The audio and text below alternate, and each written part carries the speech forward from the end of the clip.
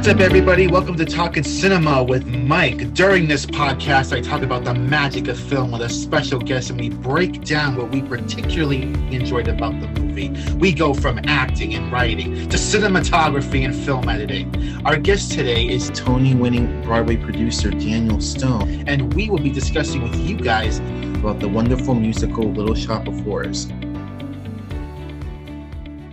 So, Dan, what did you like so much about Little Shop of Horrors? Well, I love the play. I love the stage version. I've seen it numerous times in different iterations, but I have to say that I enjoyed the film version more than the stage version. Really? Yeah, I did. And I realized why. First of all, it's based on a film. So that original film that starred Jack Nicholson and was directed by Roger Corman in the 60s, that in itself is so, it's cinematic. That's what it was built upon. So there are other musicals that, don't have that kind of foundation. And sometimes they fall a little flat because they don't capture the magic that the stage version has to offer. But because this one was already a film, Michael, it was just a really natural transition. So, for example, the fact that, you could bring Audrey 2 to life, and that it was created by the brilliant Frank Oz, who was behind all the Muppets. So that brought it to a whole other level. And I loved that. I loved how, because the music and because the lyrics are so descriptive, then we could literally walk through each description. So like Somewhere That's Green, seeing what Audrey was envisioning and what she was dreaming of, physically seeing what she wanted her life to be like, you don't get to see that on the stage version. So I love that. I was really, really taken with how successful it was as a film.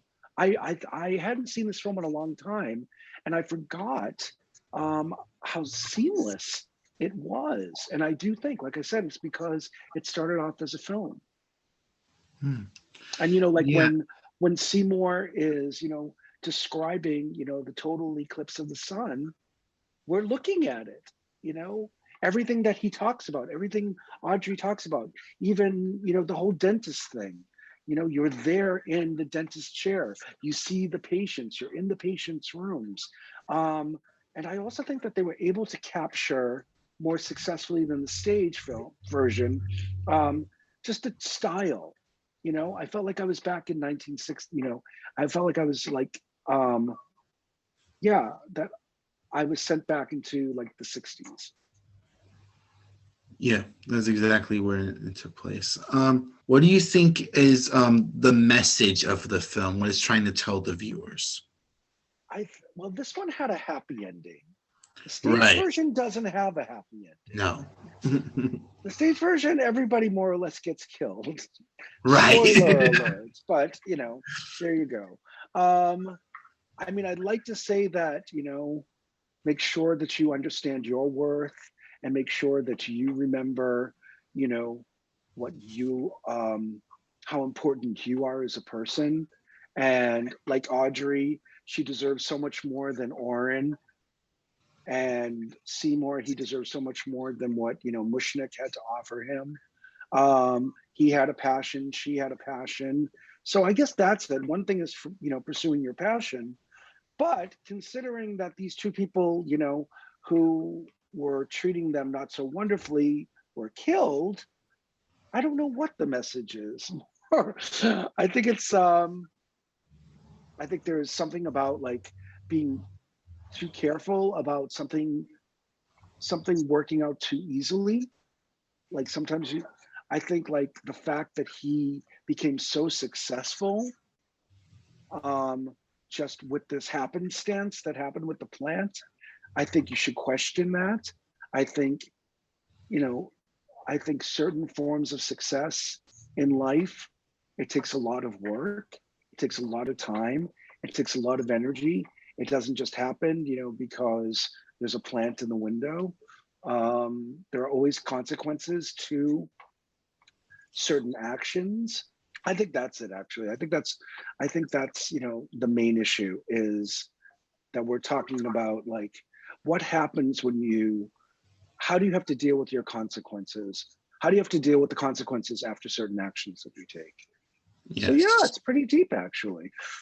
Yeah, I have to say, when I was watching the film, I thought another message was, just being yourself, because when Seymour was about to have his final confrontation with Audrey too, he was talking to Audrey that he thought that growing the plant would make her love him, but it turns out Audrey loved Seymour from like the very beginning. Right. It's like Right. Like, not Seymour did all like of you shouldn't question yourself. You yeah. So shouldn't question your basically, worth. Seymour grew the plant and like sacrificed his innocence for nothing. Yeah. Yeah. I'm not sure how innocent, but Well, but he yeah. wasn't a murderer before. Who, Seymour? I mean, he was going to kill Orrin at the dentist's office, but then he got high on too much nitrous oxide. He took his dead body to the back of the plant shop, and then he chopped him up and fed him to Audrey too. He did chop him up, Michael. He did chop Exactly, him up. that's murder. Well, didn't you say Orrin was already dead? Yeah, but still, like, decapitating a dead body is kind of like... But he was already dead. So it's not like Seymour ever killed anyone. Did he kill Mushnick? No, that was Audrey too. Right. So Seymour was more or less kind of like, it was kind of innocent when you think about it. I mean, he may have been an accessory. He may have, witnessed these acts, but he didn't commit them himself, did he? No, actually, he didn't. You're right. Orrin was already dead before Seymour chopped him up. Right. And Mushnick had already died, right? True. So do we consider like Seymour as a hero or more like a Walter White anti-hero? Probably like a Walter White anti-hero. Why? Well, Walter, I don't know. You're comparing Seymour with the drug kingpin. But he's still trying to get his quick fix. Right. Right? He's still using a situation that he knows is not right. Right. Audrey 2 has to survive. The only way that Audrey 2 can survive is by consuming human blood, right? Yep, dining on human flesh. Right. Walter White can only survive by creating meth and selling it. Well, creating meth, right? Yep. Okay. So and throwing pizza on a roof.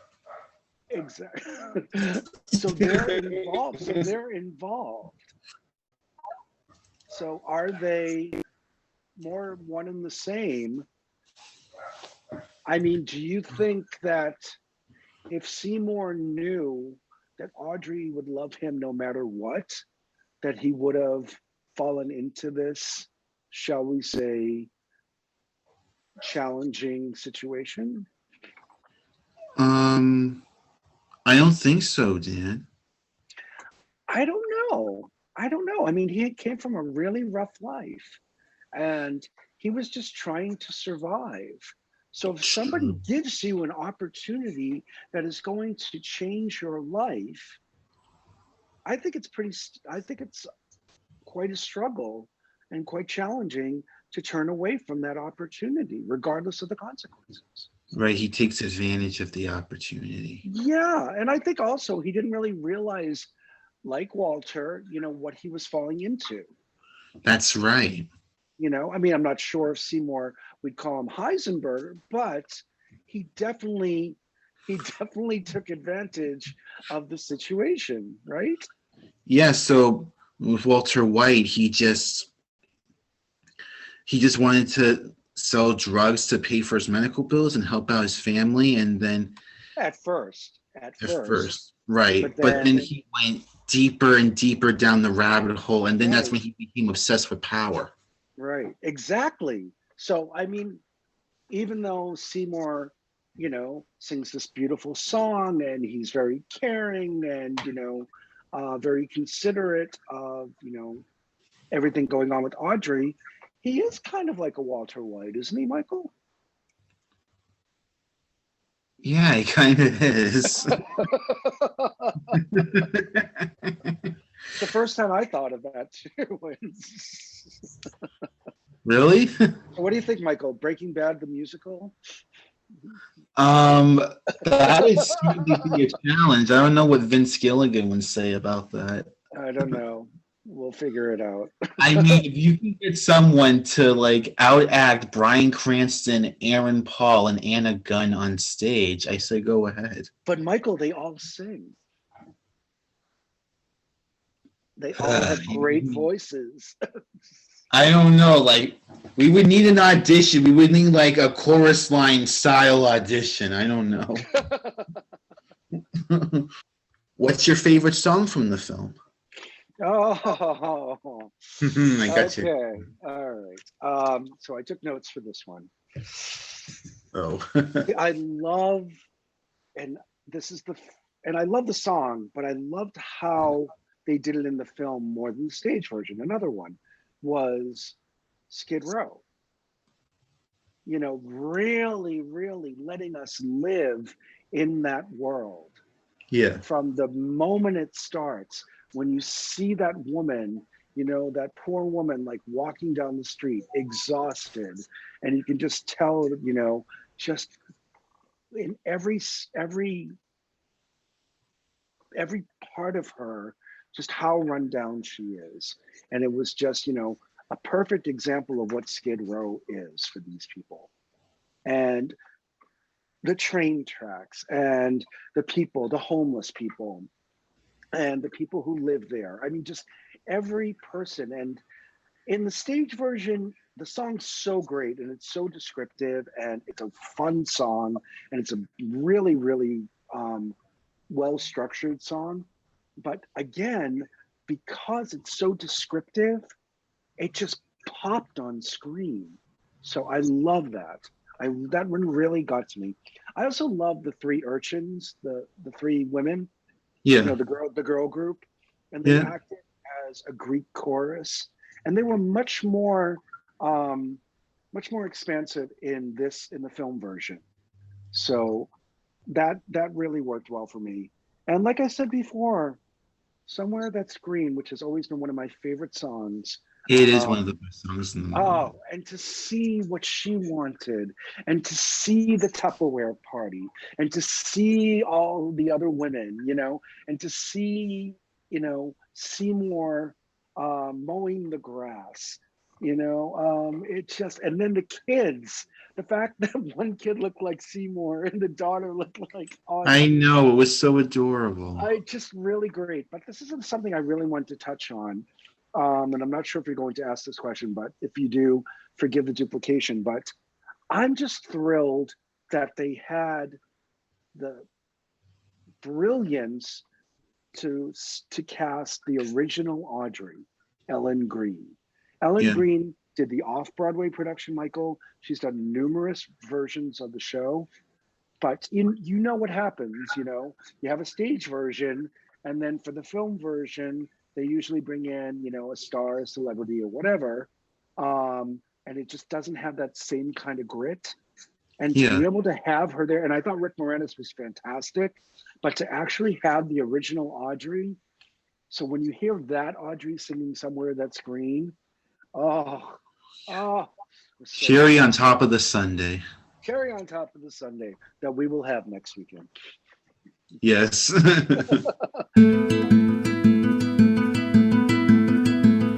Talkin' Cinema with Mike is brought to you by Nike Shoes. Hey guys, want to avoid being eaten alive by a man-eating plant that's ravaging your town? Well, now you can thanks to Nike Shoes. These special sneakers will help you avoid being the plant's next full-course meal. Order now and save yourself from becoming the next human pot roast.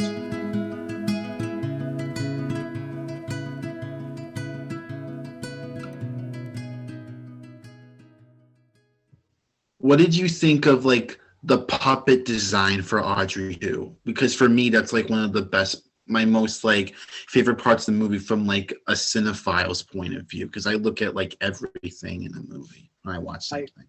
no, just like I said, because it was created by Frank Oz, who created all the Muppets, um, it just brought it to another level. I mean, Audrey 2 has always been a character in the show, but this and the extended dialogue, the added dialogue, just like brought it to another level.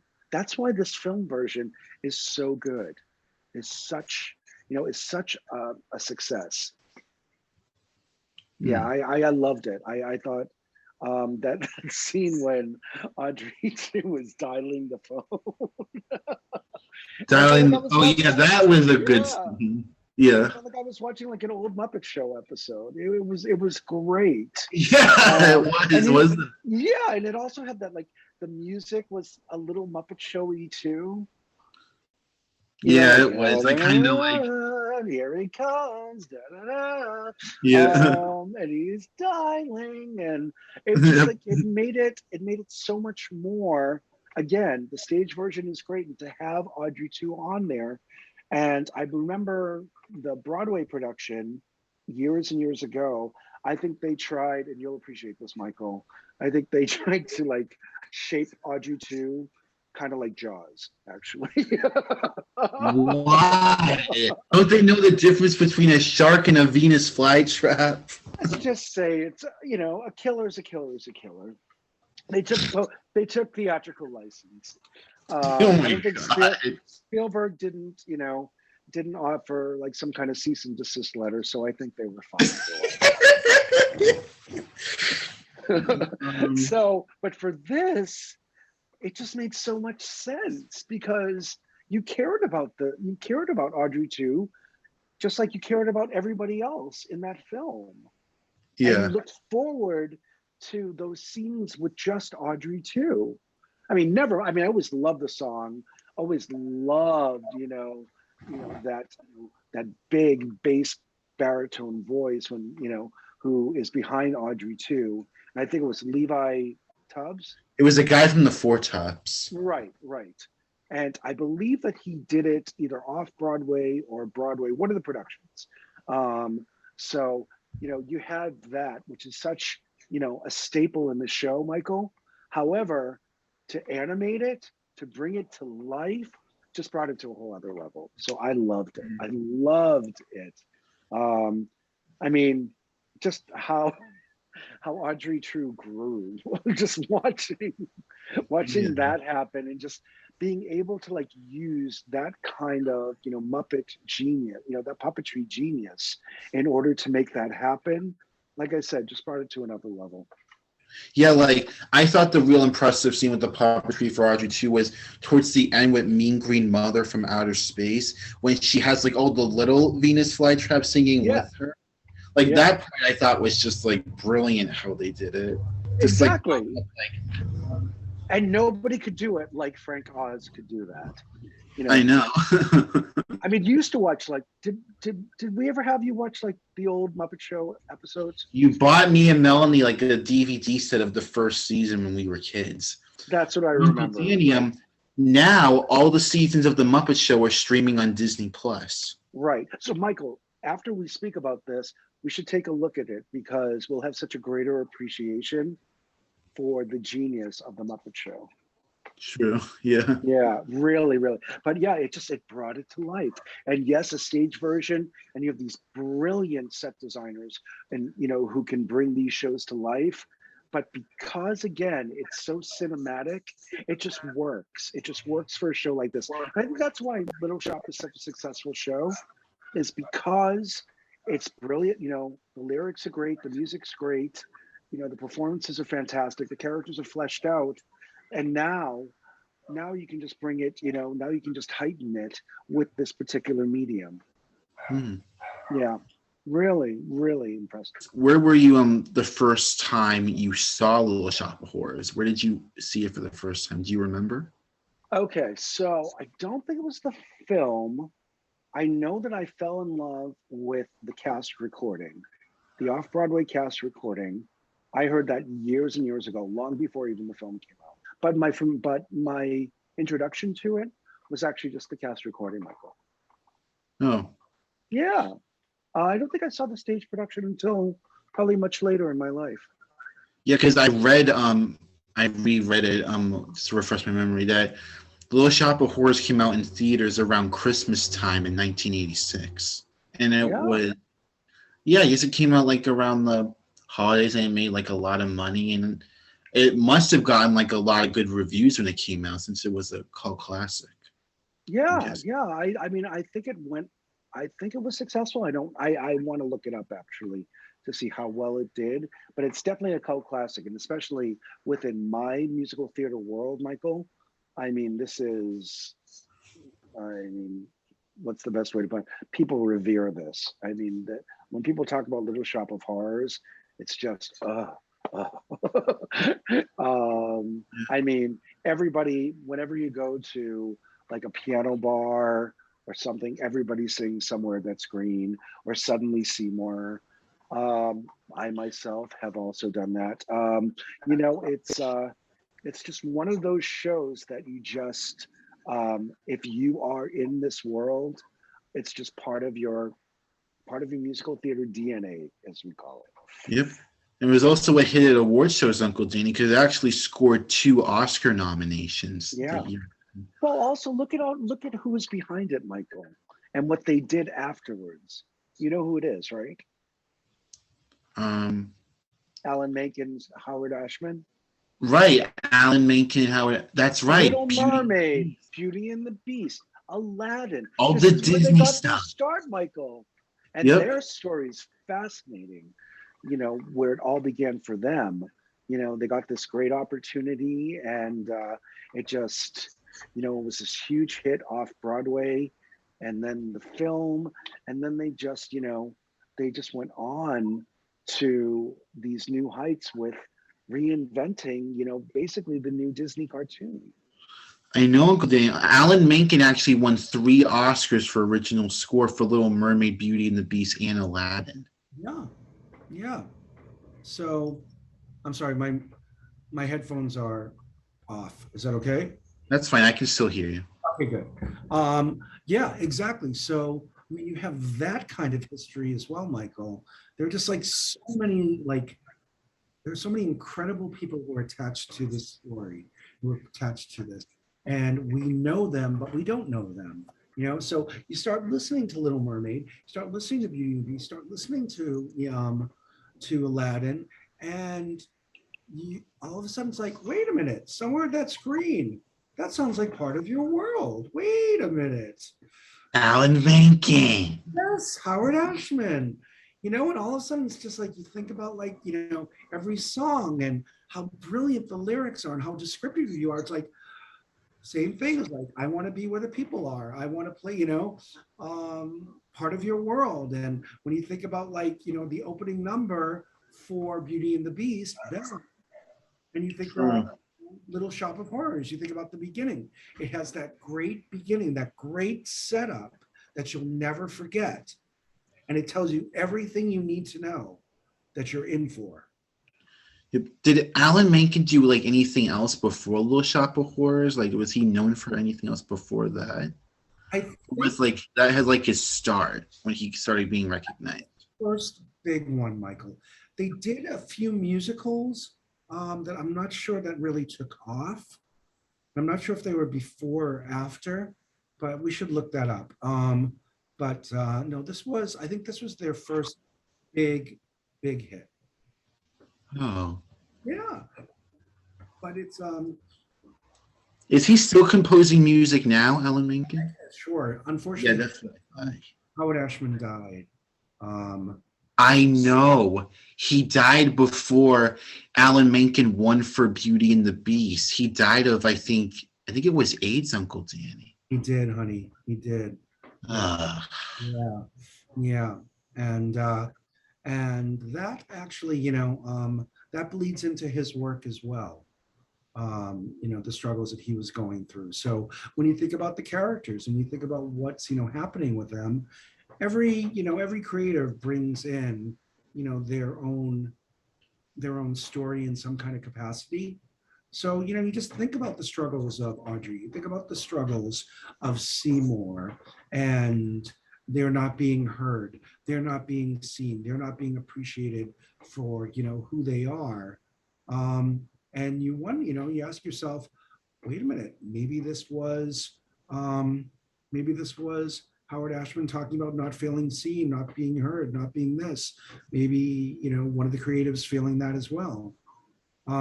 It's always interesting to, like, when you look at these characters and you see and you ask yourself, like, what are their struggles? What's going on with them? And also, why are the ones that are oppressing them the ones that fall victim? The ones that end up dying. So maybe it's like a form of justice that they can express through their art. True, like maybe when Howard Ashman was doing work with Alan Menken for Little Shop, maybe like he already got like diagnosed at the time, and that's No, like he what, didn't, Michael. He didn't. I don't believe didn't? so. I think if we look at like Beauty and the Beast and you look at Little Mermaid and maybe Aladdin, that might answer some of those questions. Yeah, because like I'm just thinking like the 80s was like the time when it was like really getting bad for the AIDS breakout, and I thought was just thinking like maybe that it was like the mid 80s he got like diagnosed. You're right, honey. You know what? We don't know, but you're absolutely right in terms of its history. Yeah. In 1981, that was the year when the first case was published in the New York Times. Right, and I believe that was talked about, and I still haven't watched it yet in the TV movie The Normal Heart. Right, and also Longtime Companion. Don't forget about that one. Yeah, so there's a lot to this. It's a lot more than just a musical, isn't it? Yeah, I mean, like now I think about it, composers put their own struggles like into their work to express themselves to everybody and to make sure those people, help them to better understand. Yes, better understand what others go through. Yeah, exactly. Well, that's why art is so important, Michael. To be able to shed a light on certain issues and certain subjects from a certain position that people may not be aware of or be exposed to.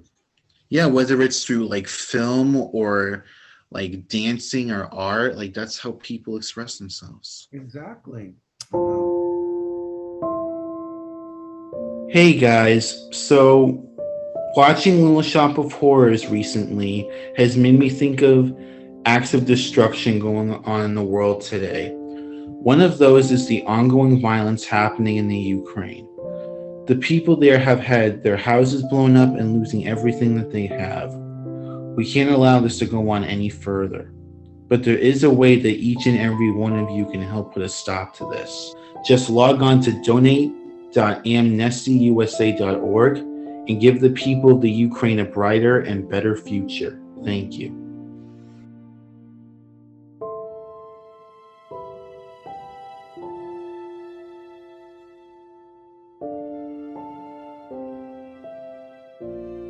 Well, then when did you become like interested in film?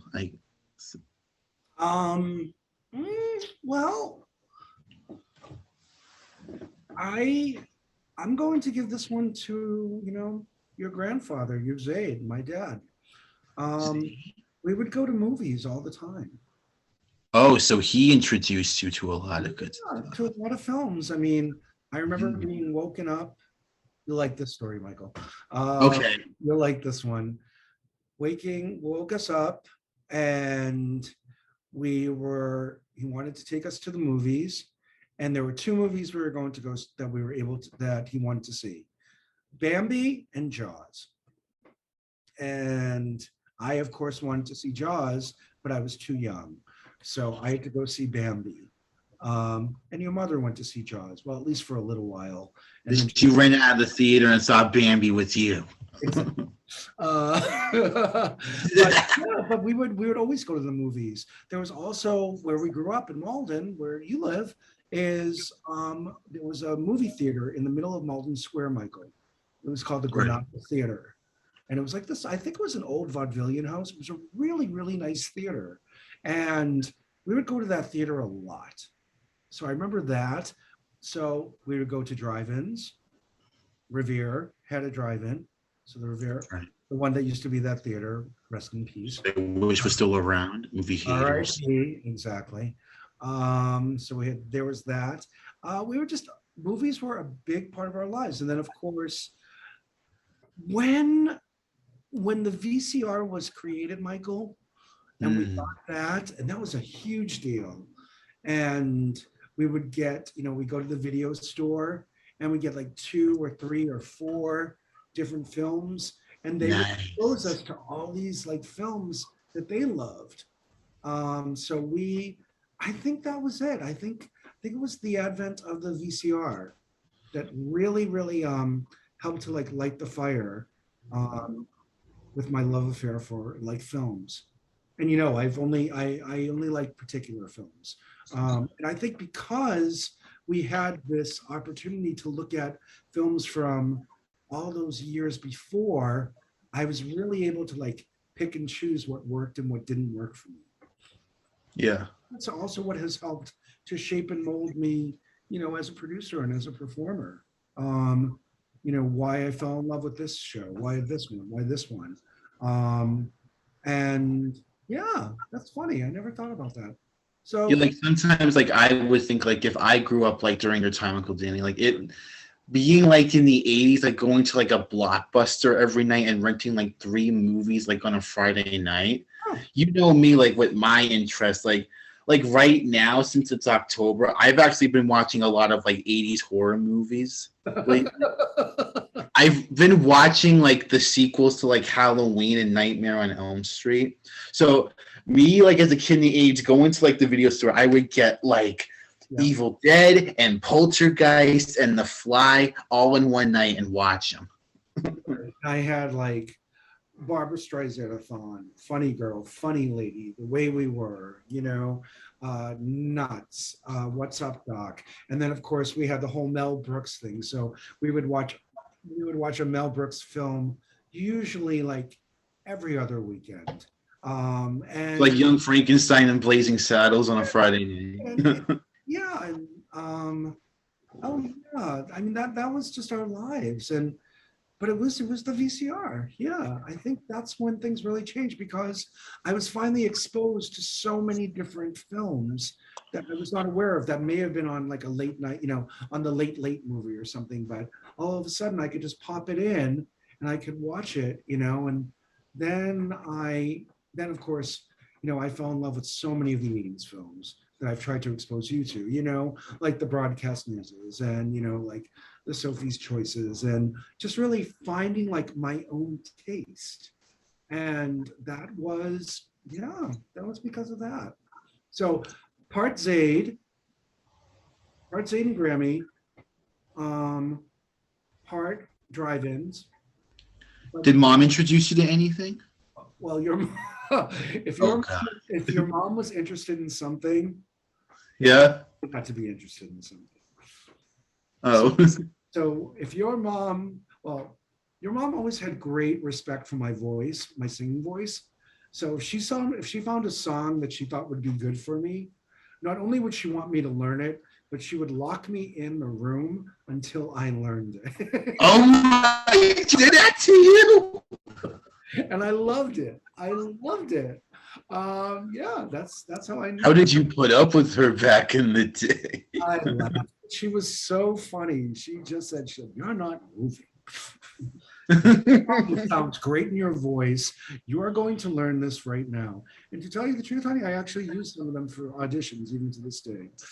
Oh, really? Yeah, no, but let's see, with movies with Mom, well, we usually had the same taste. So we would watch anything, you watch us, we'll watch anything together. You guys watch everything together. Exactly. You're inseparable. What? You're inseparable. We're inextricably linked, and I wouldn't want it any other way. Let me bring one subject up, okay? Sure. Rick Moranis, okay? He Yes. was never in a production of Little Shop that I'm aware of. However, I thought he was the perfect Seymour. Me too. I did not consider it stunt casting at all. I thought they played off each other so well. I thought he had a great voice for the part. I thought he was such a wonderful, wonderful Seymour.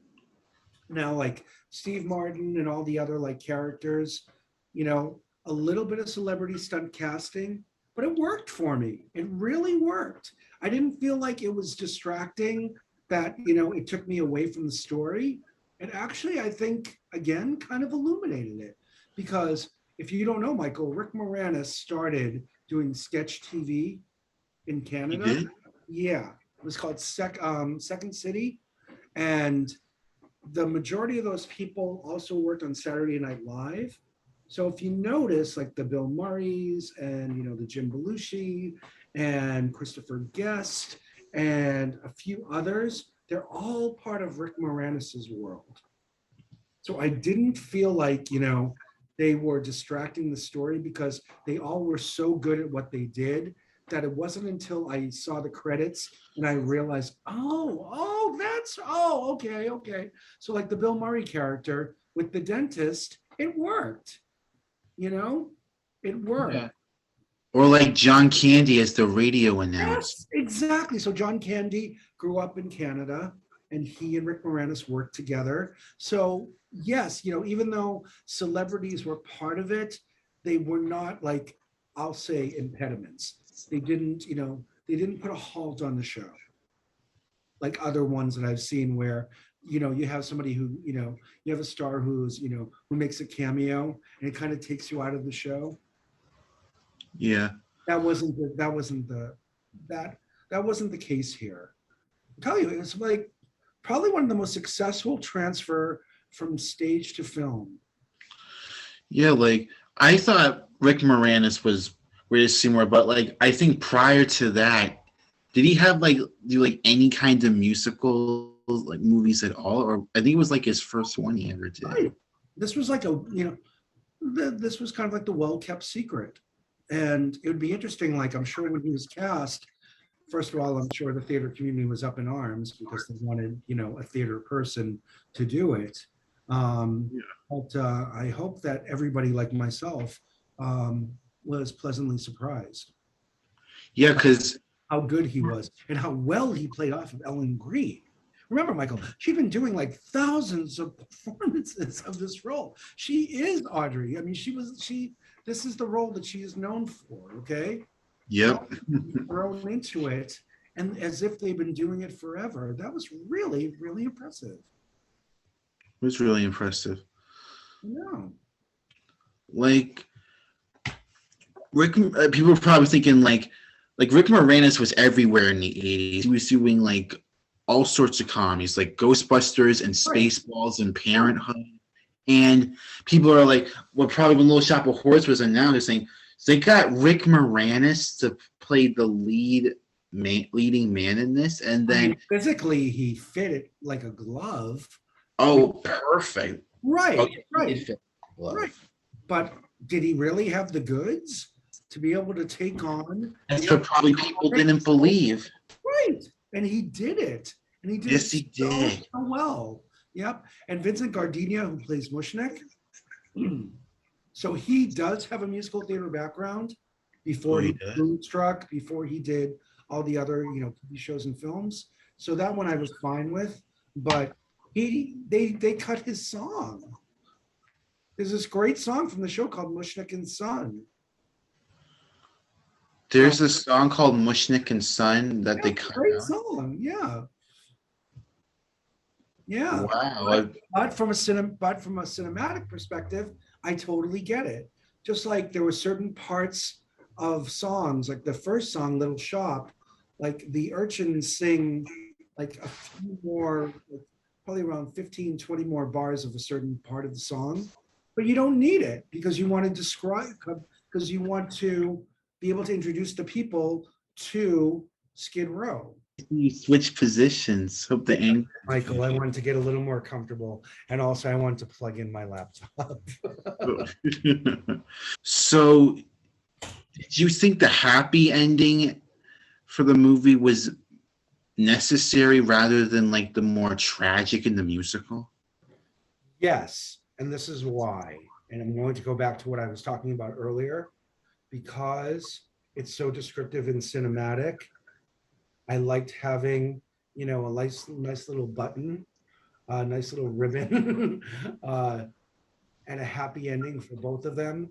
All of a sudden they conquered their demons, and now, and now they can go off into the sunset happily ever after. Now it's a little unrealistic, but it also, I think, like, is reminiscent of some of those, they call them pastiche, like films of the 60s, Michael, where it's all, everything's wonderful, the world is great, and no matter what challenges people have, they all go into the, they all go walk off into the sunset, and everything's hunky-dory. And of course, we know that's not what life is, but it's sometimes nice to pretend. And I also think it's a fun little nod to those kind of, films and TV shows of that time. Also, if you notice, at the beginning, when they're the opening credits are very similar to, well, first of all, kind of like a Star Wars. They're also similar to kind of like those cheesy B, like horror movies of, the 50s and 60s. So I think, being able to capture those different styles is such an important part of, this particular film, because it really is, it's paying homage, to that time and to those kind of films, and, to what was going on.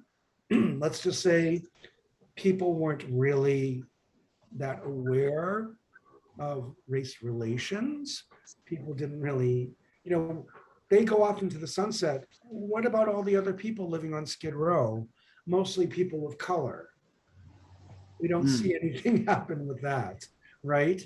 So I think it's interesting. I think it's actually it was quite intentional for them to end it that way. But from a cinematic perspective, I think it makes a lot of sense, because watching them literally go walk hand in hand into their new lives and into the sunset, you're rooting for your characters. Right. And I think it's difficult to succeed when you would leave on such a downer if they ended the show the same way they ended the film, the same way they ended the stage version. What do you think? Right. Yeah, I think the happy ending was very necessary at the end of the movie. Yeah. Because you see Seymour and Audrey, these two people with tragic pasts, and seeing them finally like fall in love and get together at the end and have the life that they want was just like beautiful. Yeah, yeah. I mean, Audrey dies in Seymour's, arms in the stage version. Right. Or is she still in Audrey 2's mouth? Depends on the production. But, it's still a tragedy. And Seymour doesn't get, he doesn't get his ultimate wish. He doesn't get his ultimate goal, his ultimate desire. And here, I mean, maybe, who knows what, maybe maybe the filmmakers, maybe the producers of the film said, no, it won't sell if we don't give it a happy ending. Maybe it was a choice, but I like it. I like it because, like I said, we're literally watching them walk away into their new lives, into the sunset, into their happy lives. Yeah. So Dan, it was a pleasure meeting and talking to you about this. Would you be interested in watching it again? Sure. What do you want me to do? I would like you to watch the movie from just the background people's point of view, and then we'll have another little discussion about it the next time we meet. Oh, it's a great idea. I love that. Okay. Perfect. It's a date. We're on.